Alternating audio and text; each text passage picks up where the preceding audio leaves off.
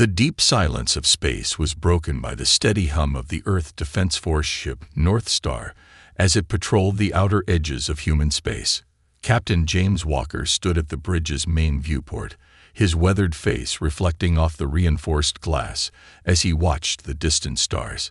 20 years of service had taught him to trust his gut, and right now, his gut was telling him something wasn't right. "Captain, we're picking up an unusual energy signature," called out Tom from his sensor station.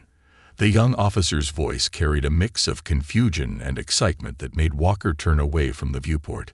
"It's unlike anything in our database." Walker crossed the bridge in quick strides, his magnetic boots clicking against the metal floor. "Show me," he ordered, leaning over Tom's station. The holographic display showed a faint purple dot pulsing at irregular intervals, about 3 light minutes from their position. "Whatever it is, it's big," Tom added, his fingers dancing across the haptic interface. "At least destroyer class, maybe larger. But the energy pattern?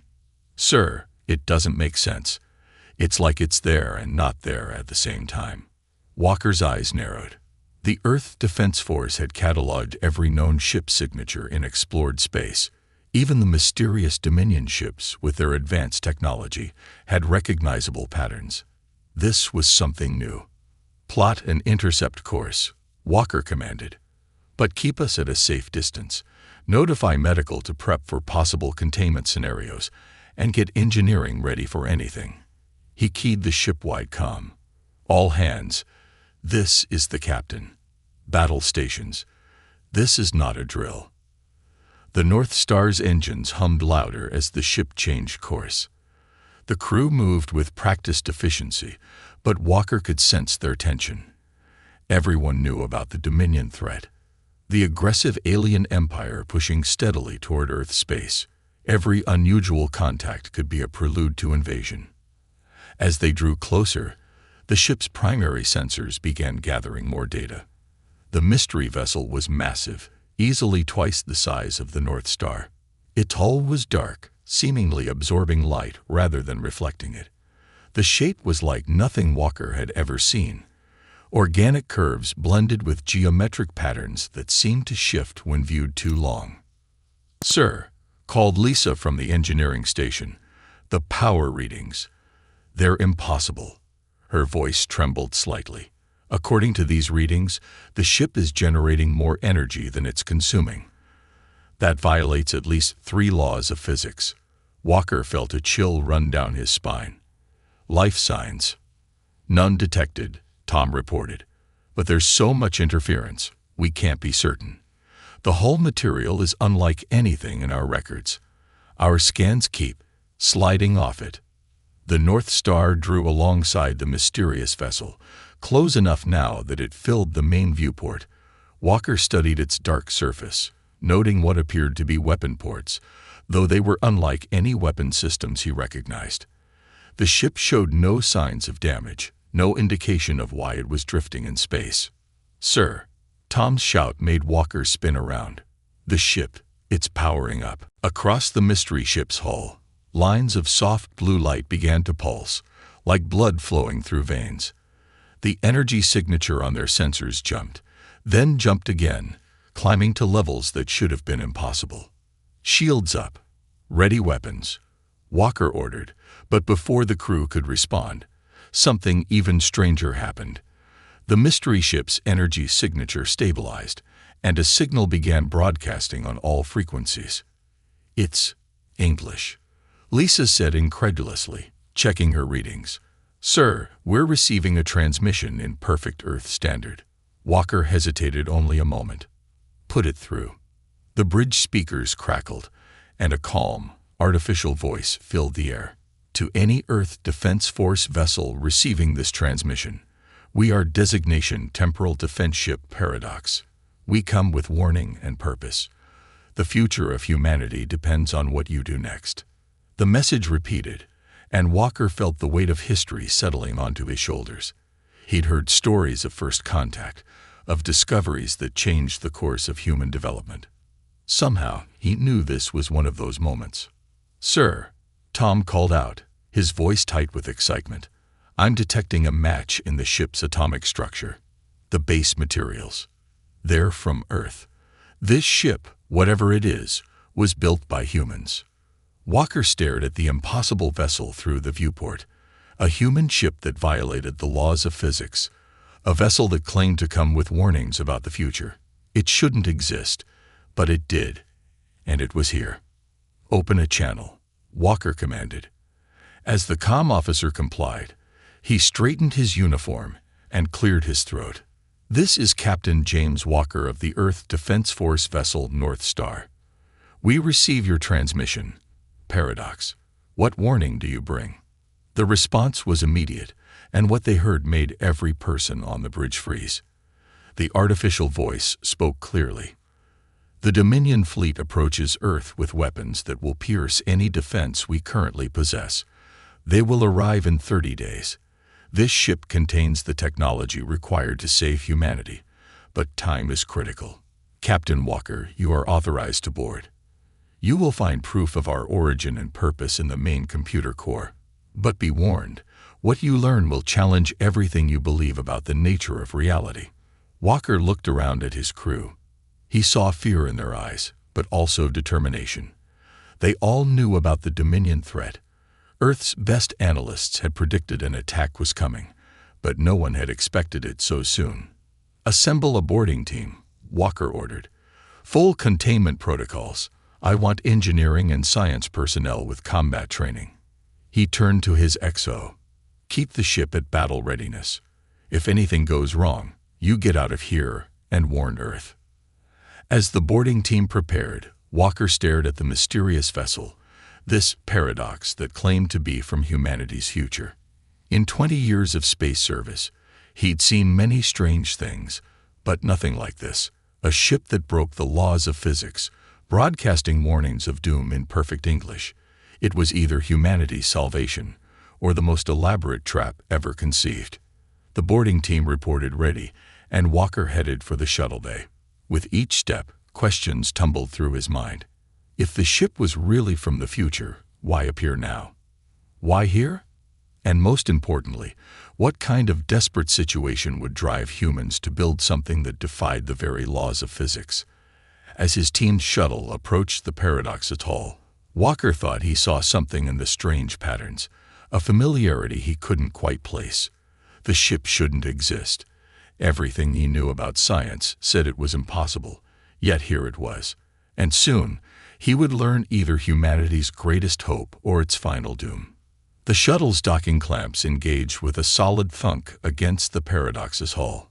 Walker checked his suit's seals one final time and nodded to his team. Remember, he said, whatever we find in there changes everything. Stay sharp, stay focused, and stay together. Let's go make history. The airlock cycled, and humanity's first step into an impossible future began. The inside of the Paradox was unlike anything Walker and his team had ever seen. Their helmet lights revealed corridors that seemed to shift and change as they walked, surfaces that rippled like water yet felt solid under their boots. The air was breathable, according to their suit's sensors, but no one dared remove their helmets. Engineering team, report. Walker spoke into his comm as they moved deeper into the ship. Dr. Emily Reed, Earth's youngest quantum engineer, responded with barely contained excitement in her voice. Captain, these readings are amazing. The walls aren't just metal. They're in some kind of quantum flux state. It's like they exist in multiple places at once. She waved her scanner over a nearby panel. And the power readings, they're off the charts, but I can't find any fuel source. The team made their way to what appeared to be the bridge. The room was circular, with empty control stations arranged in a pattern that somehow felt familiar despite its alien design. In the center stood a holographic projection system, currently dark. See if you can power it up, Walker ordered. The engineering team spread out, examining the strange controls. Dr. Reed approached what looked like the main console, her hands hovering over its surface. It's warm, she said, surprised. And I think it's recognizing my presence. The console's surface began to glow with a soft blue light, spreading out from where her hands hovered. Suddenly, the holographic system in the center of the room burst to life. A figure appeared. A human figure. It was an older man wearing what looked like a modified Earth Defense Force uniform. His image flickered slightly as he spoke. If you are seeing this, then the Paradox has successfully made contact with an Earth Defense Force vessel. I am, or was, Admiral Thomas Cooper, Earth Defense Force, year 2157. The hologram paused, as if gathering thoughts. What I'm about to tell you will sound impossible, but every word is true. Walker felt his heart rate increase. 2157 was 30 years in the future. The hologram continued. The Dominion attacked Earth in 2025. With their quantum phase technology, they bypassed all our defenses. We lost billions in the first wave. Those who survived, we learned, we adapted, we stole their tech, improved it, and did what humans do best. We made the impossible possible. Dr. Reed had stopped working, her full attention on a hologram. Her scanner beeped frantically, trying to make sense of the technology around them. This ship, the hologram explained, represents humanity's greatest achievement and our most desperate gamble. We broke the laws of physics because we had to. The hull exists in quantum superposition, making it virtually indestructible. The power core draws energy from parallel universes. The weapons, they don't just destroy targets, they erase them from existence. Walker's team exchanged glances. This sounded like science fiction, yet they were standing inside the proof. But our victories came too late. The hologram continued. Earth was already lost. So we made a choice. We built this ship not just to break the laws of physics, but to break the laws of time itself. We're sending it back, giving our past selves, giving you, a fighting chance. Dr. Reed's voice shook as she spoke. Captain, he's telling the truth. These designs, they're human designs, just pushed far beyond anything we thought possible. Look at this. She projected her scanner's display for everyone to see. The basic architecture is like our ships, just evolved. Like someone took Earth's technology and spent decades pushing it to its absolute limits. The hologram flickered again. We've included all our research, all our advancements.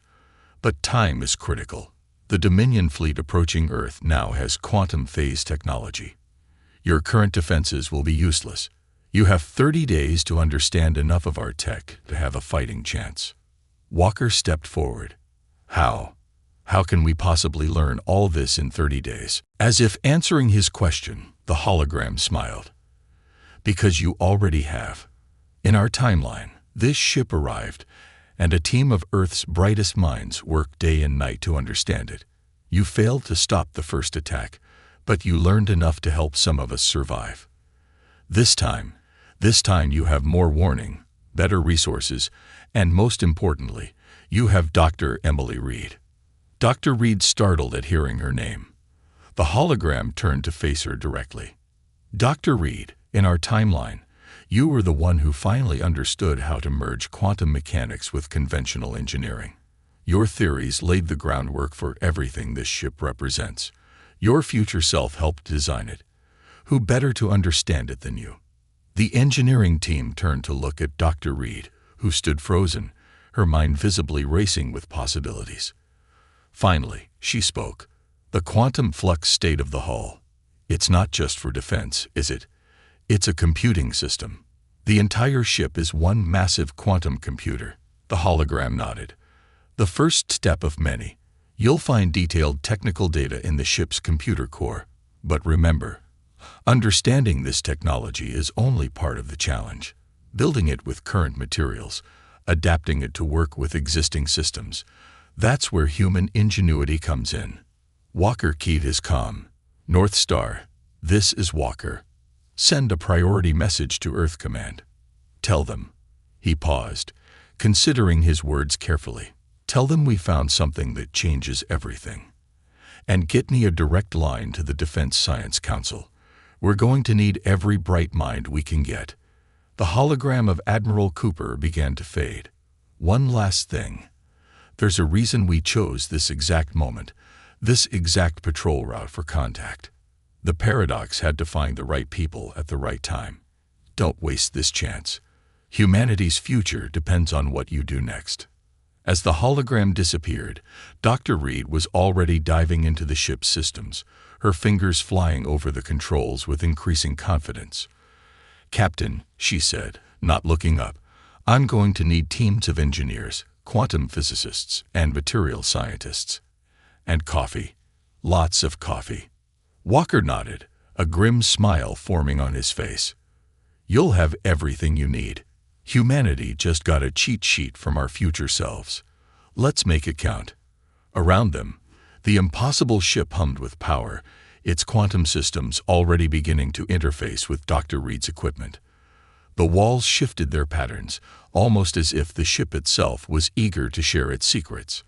They had 30 days to understand technology that shouldn't exist, build weapons that broke the laws of physics, and prepare Earth for an invasion by an enemy that had already beaten them in another timeline. Looking at the determination on his team's faces, Walker felt a surge of pride. This was humanity at its best, faced with the impossible, yet ready to work miracles. The ship might be from the future, but humanity's greatest strengths were timeless: adaptability, determination, and the ability to look at the impossible and say, "Let's make it happen." Dr. Reed looked up from her work, her eyes shining with excitement. "Captain, you're not going to believe what I'm seeing. The quantum core. It's not just breaking the laws of physics. It's rewriting them." 20 days had passed since the discovery of the paradox, and Earth's finest minds were working around the clock inside a hidden facility near the lunar base. Dr. Reed hadn't slept properly in days, her eyes red-rimmed as she stared at the holographic display showing their latest failed test. "No, no, no," she muttered, running her hands through her messy hair. "We're still thinking too conventionally. The power core isn't just generating energy. It's pulling it from somewhere else." She turned to her team, who looked just as exhausted as she felt. "We need to stop trying to build a better engine and start thinking about holes in reality." Captain Walker watched from the observation deck as another test chamber exploded, the reinforced walls containing the blast. That was the 12th failure today. 10 days remained until the predicted Dominion attack, and while they'd made progress, they were still far from replicating the paradox's technology. "Dr. Reed," he called over the comm, "maybe it's time for a break. Fresh eyes might." "No time," she cut him off, already setting up for another test. "The answer's right here, we're just not seeing it." She pulled up the original scans from the paradox.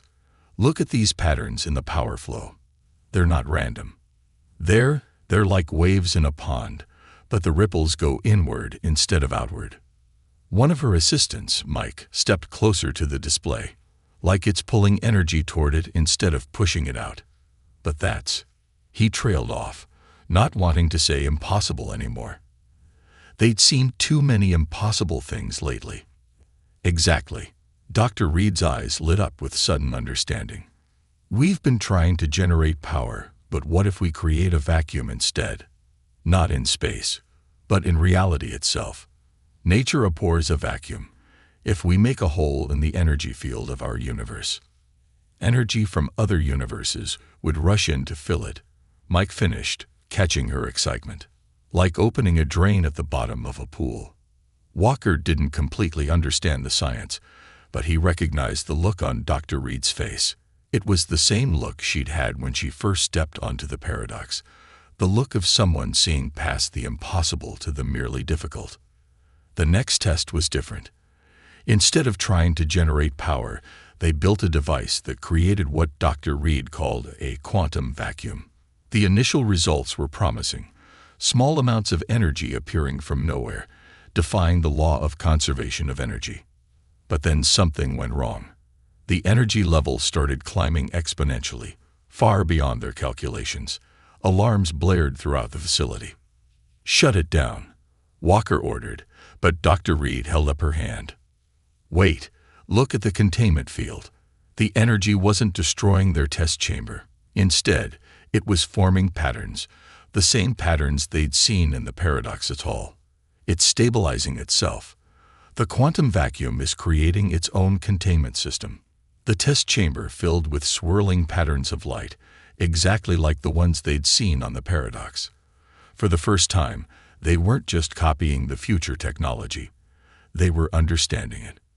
Hours turned into days as they refined the process. Dr. Reed's team worked in shifts, but she rarely left the lab. They learned that the quantum vacuum could be shaped, directed, even used to power conventional systems. But more importantly, they discovered why the Paradox's hull seemed to shift and change. It's not one hull, Dr. Reed explained to Walker as they watched the first prototype of their new power core take shape. It's millions of possible hulls existing simultaneously. When something hits it, it automatically shifts to the configuration that's best suited to resist that specific attack. The breakthrough with the power core led to other discoveries. They began to understand how the Paradox's weapons worked, not by destroying targets, but by shifting them into parallel universes where they had never existed. The technology was terrifying in its implications, but they had no choice. The Dominion was coming. 7 days before the predicted attack, they had their first major success. A small drone, powered by a quantum vacuum core and protected by a shifting probability hull, performed perfectly in all tests. It wasn't nearly as advanced as the Paradox, but it proved the technology could work with their current manufacturing capabilities. "We can do this," Dr. Reed said, watching the drone navigate an obstacle course by partially existing in multiple positions at once. "We can't build anything as advanced as the Paradox, but we can upgrade our existing ships, give them enough of an edge to survive." Walker nodded, already planning the logistics of modifying Earth's defense fleet. "How many ships can we upgrade in a week?" "With the resources of every major shipyard, maybe 30% of the fleet. We'll have to prioritize the most crucial systems, power cores, and defensive capabilities. The weapons will take too long to implement properly." It wasn't ideal, but it was more than they'd had 20 days ago. The modified ships wouldn't be able to erase enemies from existence, but they'd be able to survive hits from Dominion weapons that would have vaporized them before. The next week was a blur of activity. Ships arrived at lunar orbit in a steady stream, each receiving quantum vacuum power cores and probability-shifting hull modifications. Dr. Reed's breakthrough had been adapted into a form that current technology could support, even if it wasn't as elegant as the Paradox's systems. Through it all, the mysterious ship from the future sat in its secure dock, still revealing new secrets every day. Dr. Reed's team had barely scratched the surface of its capabilities, but they'd learned enough. They'd learned how to do what humanity did best: take an impossible idea and make it work with whatever they had available. 3 days before the predicted attack, Walker stood on the observation deck, watching Earth's modified fleet perform maneuvers. The ships looked the same on the outside, but now they flickered occasionally, their hulls shifting through probable states as they tested their new defenses. Dr. Reed joined him, finally allowing herself a moment of rest. "It's not perfect," she said, looking at the fleet. "The power cores are crude compared to the Paradox. The probability shifts are limited. The hulls can only shift through a few hundred states instead of millions. But it's enough to give us a fighting chance," Walker finished. He turned to look at her. "You did the impossible, Doctor. You took technology that shouldn't exist and made it real." She shook her head. "We all did. Every engineer, every physicist, every technician who worked until they couldn't see straight. We still don't fully understand how the Paradox works, but we understood enough to adapt it, to make it work for us." She smiled tiredly. "Isn't that the most human thing of all? Taking something impossible and finding a way to make it work anyway." The fleet continued its maneuvers, ships flickering in and out of probability states as they prepared for the coming battle. They weren't ready. Not really. But they were ready enough. They had taken a gift from the future and turned it into something they could use today. In 3 days, the Dominion would arrive expecting to find an easy target. Instead, they would find a humanity that had done the impossible. They would find ships that shouldn't exist, but did. The first signs of the Dominion fleet appeared exactly where the paradox had predicted. Long-range sensors detected the quantum distortions of hundreds of ships dropping out of faster-than-light travel. Earth's modified defense fleet waited in formation, their hulls flickering slightly as probability shifts rippled across their surfaces. Captain Walker stood on the bridge of the North Star, now equipped with one of Dr. Reed's quantum vacuum cores. The ship felt different. There was a subtle vibration that hadn't existed before, like a constant hum just below the edge of hearing. Every crew member could feel it, a reminder that their ship now partially existed in multiple realities at once. "All ships report ready, Captain," Tom announced from his station. The sensor displays showed their fleet of 30 modified ships, spread out in a defensive formation ahead of Earth. Behind them, the rest of Earth's conventional forces waited in reserve, hoping they wouldn't be needed. Dr. Reed's voice came over the comm from her position in the engineering section. "Power core is stable. Probability hull is cycling normally. We're as ready as we'll ever be." The Dominion fleet emerged from FTL in a burst of light that lit up space like a new sun. Their ships were beautiful in a terrifying way, sleek, dark vessels that seemed to absorb the light around them. The lead ship alone was larger than anything humanity had ever built. "They're broadcasting," Tom reported, his voice tense. "All frequencies, all languages." "Put it through," Walker ordered, straightening in his chair. A deep, resonant voice filled the bridge. "Attention, human vessels. Your existence has been deemed incompatible with Dominion expansion. You will power down your ships and accept your extinction with dignity. Resistance will only increase your suffering." Walker looked around his bridge at the determined faces of his crew. They had all seen the messages from the future, knew what would happen if they failed here. He keyed the fleet-wide comm. "This is Captain Walker to all Earth forces. You know what's at stake. You know what happened in another timeline. But that's not going to happen here. Not today. Not to us." He paused, watching as the Dominion fleet moved into attack formation. "Remember your training. Trust your ships. Trust each other. Humanity stands together." The Dominion ships opened fire first, launching waves of quantum-phased energy that should have torn through any normal defenses. Instead, the modified Earth ships flickered, their probability hulls shifting to states where the attacks passed harmlessly through them. "Return fire," Walker ordered. The North Star's conventional weapons might not have been upgraded with future tech, but they could still punch hard when they hit. The space between the fleets lit up with energy beams and missile trails. A massive blast from the Dominion flagship caught a modified Earth cruiser directly. For a moment, the ship seemed to exist in dozens of places at once, its probability hull cycling through possibilities faster than the eye could follow. When it stabilized, the ship was damaged but intact. A hit that should have vaporized it had only scored its hull. "They're adapting." Dr. Reed's voice carried tension, but also excitement. "Their weapons are trying to lock onto our probability states, shifting to random probability patterns now." The battle evolved into something unlike anything in human military history. Earth ships flickered in and out of different realities, making it impossible for Dominion targeting systems to get a lock. Each hit forced the probability hulls to cycle faster, burning through power but keeping the ships alive. The Dominion fleet's perfect formation began to break apart as their usual tactics failed. Their weapons, designed to phase through normal matter, couldn't cope with targets that existed in multiple states at once. But they were far from defeated. "Energy spike from the flagship," Tom shouted. "It's massive."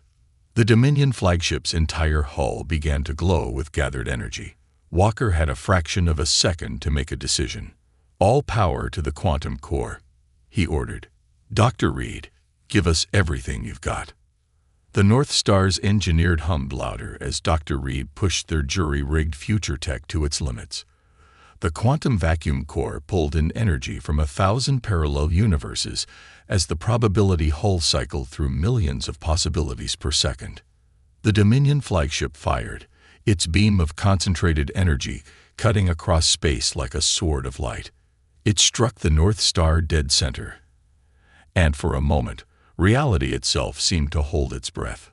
Walker felt like he was everywhere and nowhere at once.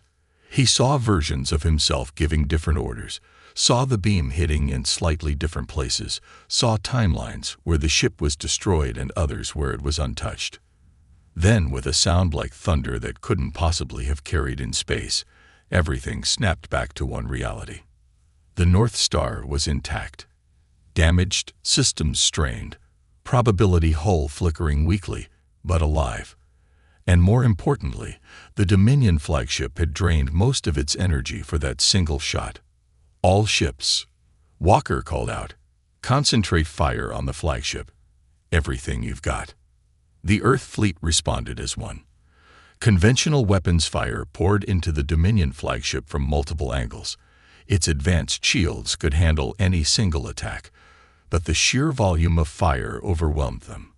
Explosions blossomed across its hull as human determination proved stronger than alien technology. The Dominion flagship's destruction changed everything. The remaining alien ships began to retreat, their perfect formation dissolving into chaos. They had never expected their supposedly inferior opponents to survive, let alone fight back effectively. As the Dominion fleet fled back into FTL, chased by the cheers of Earth's defenders, Walker slumped in his chair. They had done it. They had changed the future. Dr. Reed's tired voice came over the comm. "Captain, you need to see this." She sounded puzzled. "The quantum core. It's stabilized into a new configuration. It's more efficient now, more stable. It's like the battle taught it how to work better." Walker thought about the moment when the flagship's beam had hit them, how he had seen multiple realities at once. "The technology isn't just from the future," he said slowly. "It learns. It adapts, just like we do." He looked out at the starfield where the Dominion fleet had vanished. They would be back, he knew, but Earth would be ready. They had taken technology that shouldn't exist and made it their own. They had faced the impossible and found a way to make it work. The North Star turned toward Earth, its probability hull still flickering softly. In the engine room, Dr. Reed was already thinking about improvements to the quantum core. In space behind them, repair ships moved to assist damaged vessels, while the conventional fleet celebrated their survival. Humanity had done what it did best, taken an impossible situation and refused to accept it. They had proven that determination and ingenuity could overcome any obstacle, even the laws of physics themselves. The future was no longer set. They had changed it with a ship that shouldn't exist, but did. 3 months after humanity's first victory over the Dominion fleet, the paradox still held mysteries that Dr. Reed and her team worked to understand. But now they worked with confidence instead of desperate haste, knowing they had changed the timeline they'd been warned about. Walker walked through the lunar base's main research facility, where ships were being upgraded with improved versions of the quantum technology. The original 30 modified ships had become hundreds, each one better than the last as they learned more about how the impossible technology worked. "Captain," Dr. Reed called out as he entered her lab. She looked different now, rested, confident, excited rather than desperate. "You're just in time. We finally decoded another section of the Paradox database, and you're not going to believe what we found." She led him to a secure viewing room, where a holographic display showed what looked like tactical data. "These are the Dominion's main staging areas," she explained, pointing to various points of light. "The Paradox didn't just bring us technology. It brought us their entire strategic database from 30 years of war." Walker studied the display with growing appreciation. Their supply lines, their production facilities, their command structure, everything, Dr. Reed confirmed. But that's not the best part. She touched a control, and the display changed to show detailed technical schematics.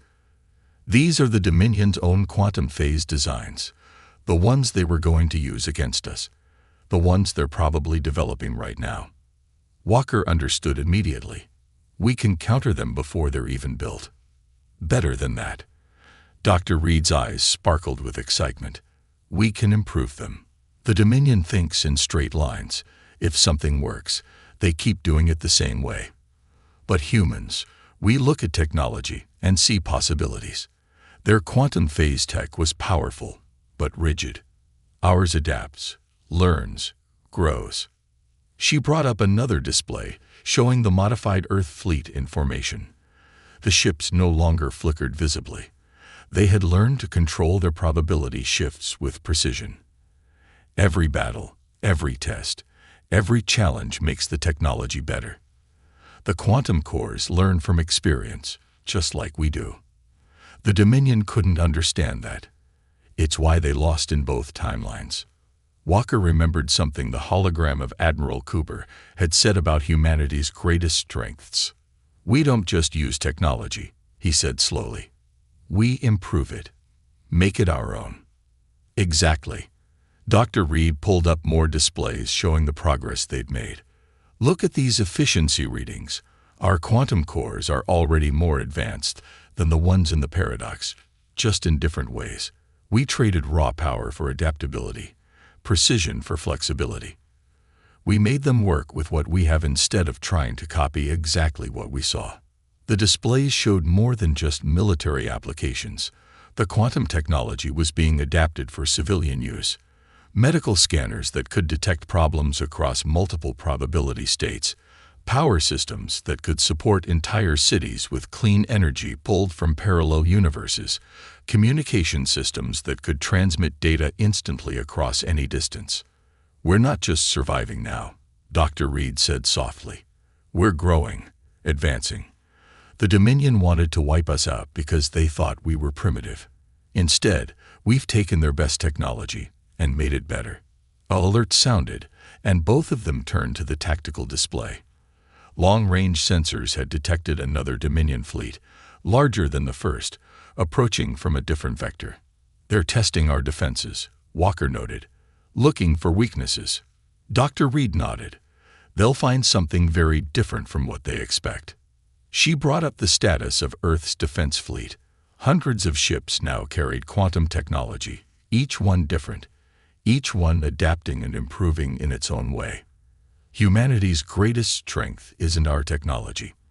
It's our creativity, our ability to look at something impossible and find a way to make it work. The Earth Defense Fleet moved into position, their formation loose and fluid, ready to adapt to whatever the Dominion threw at them. Walker headed for the shuttle that would take him back to the North Star, but paused at the door. Dr. Reed, he said, do you think we'll ever fully understand how the paradox works? She smiled. Maybe not. But that's not really the point, is it? We didn't need to understand everything. We just needed to understand enough to make it work our way. That's what makes us human. Hours later, as the second Dominion fleet approached, Walker stood on his bridge and felt the familiar hum of the quantum core. It wasn't the desperate vibration from their first battle. Now it was a steady pulse, like a heartbeat. The ship wasn't just using the technology anymore. It had integrated it, made it part of itself. All ships, battle formations, he ordered. Around the North Star, Earth's fleet moved with practiced precision. Some ships flickered with probability shifts while others remained solid, each using the quantum technology in their own unique way. They weren't copying the future anymore. They were building their own. The Dominion fleet emerged from FTL, their ships still impressive, but no longer terrifying. This time, Earth didn't wait for them to make demands. This is Captain Walker of the Earth Defense Force. He broadcast on all frequencies. You came here expecting to find an easy target. Instead, you found humanity. We've taken technology that shouldn't exist and made it our own. We've looked into the face of impossible odds and found a way to overcome them. You can retreat now, or you can learn firsthand why that was a mistake. The Dominion ships opened fire, their weapons still powerful, but no longer unstoppable. Earth's fleet responded with a display of technological creativity that would have been impossible 3 months ago. Each ship used its quantum systems differently, creating a defense that couldn't be predicted or countered. As the battle began, Walker thought about the paradox, still sitting in its dock, still holding secrets they hadn't discovered yet. But they didn't need all its secrets anymore. They had taken what it offered and built something new, something uniquely human. The future was no longer written. They had changed it not just with technology that shouldn't exist, but with humanity's greatest strengths: adaptability, creativity, and the determination to face the impossible and make it possible. As his fleet engaged the Dominion ships, Walker smiled. They had done more than save themselves from extinction. They had proven why humanity deserved to survive, to grow, to reach for the stars. They had taken a warning from the future and turned it into hope. The North Star's quantum core hummed with power as it led Earth's fleet into battle. They were writing their own future now, with ships that shouldn't exist, but did.